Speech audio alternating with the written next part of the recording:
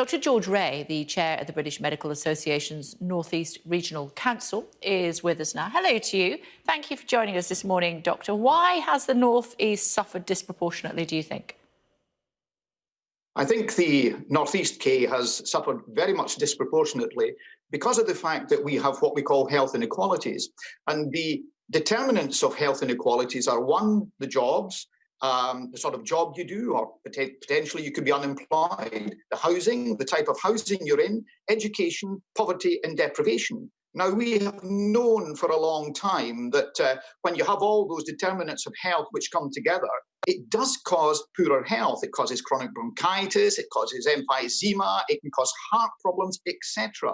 And what the coronavirus has shown is people in those sorts of areas, when it comes along, it's a new virus, which in some people can be very, very significant indeed.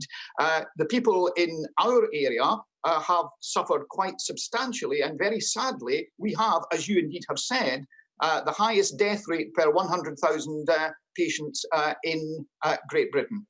Would a localised lockdown help?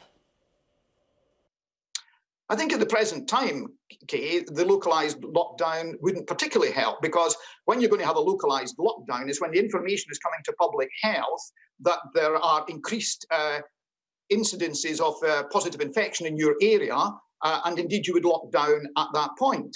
We're not having that at this particular point in time. What would help would be politicians being aware that there is a significant problem. We've known about this for about 30 years. It was emphasised in 2010 how there is a problem with people who have poor housing, poor jobs, unemployment, etc. And not only that, but in February of this year, there was a report which indicated in the north of England, around about the Middlesbrough area, and particularly if you're a woman, your longevity now in 2020 is less than it was in 2010. And in many respects, that's unjust, that's unfair, it's preventable, and let's be honest, we must now do something about it, because what the coronavirus has done, it really has put the spotlight on the problems, those health determinants which cause ill health, which can then make you very much susceptible to any sort of new virus like the coronavirus. But of course, politically, many people in the northeast of England felt that the Conservative government would better represent them and look after them than a Labour government. I think in many respects you're right. And what the present government said, we're all in this together.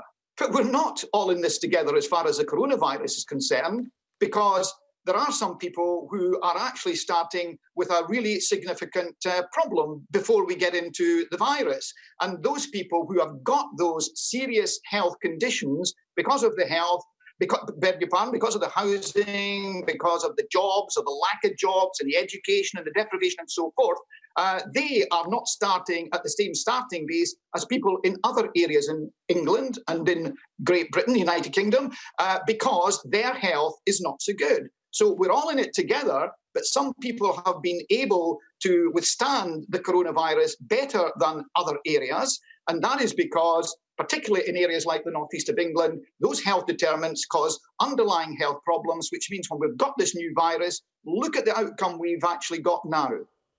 Have you managed to keep well, Doctor, and your family? Yes, well, up till now, I mean, I hope I look well, but yes, indeed, I have, been able to keep well at the present time. I do social distance. I do remain alert, because when I go to the supermarkets and so forth, I ensure that, I try to keep the 2-metre distance. You know about face masks now, Kay. Well, what the BMA would be saying is, it's about 10 days down the road. I'm going to be wearing a face mask now when I go to the supermarket, when I'm in places which are confined and so forth, because we've got to do all that we can to try and prevent the transmission from one person to another, because as everybody knows, there potentially could be a second peak. We hope not, but it's not inconceivable that that could be the case. And therefore, at the present time, we've got to take all mitigating precautions that we can. So yes, indeed, up to now, I'm okay. I don't want to tempt Providence. I am touching wood at the present time, and I hope I will remain okay. And so is my family. Thanks for asking. Just a quick thought on that. We heard from the Health Secretary. He said that we don't need a mask inside at the present time if you're in an office or an enclosed space, apart from shops and a week on Friday. We spoke to a GP. He disagreed with the Health Secretary. What do you think? Well, I think the evidence is coming through, and they're always saying we're learning as we progress. It's about the transmission of the virus, particularly from one person to another. And I think the evidence is coming through. And I also think the World Health Organization now is saying, yes, indeed, face masks are helpful. Certainly, the British Medical Association has been saying for many weeks, particularly months, really, that this will cut down on the droplet transmission from one person to another.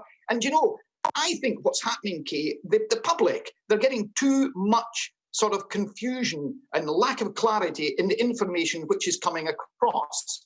As far as I'm concerned, as a doctor, as a BA is concerned, association face will help. Okay.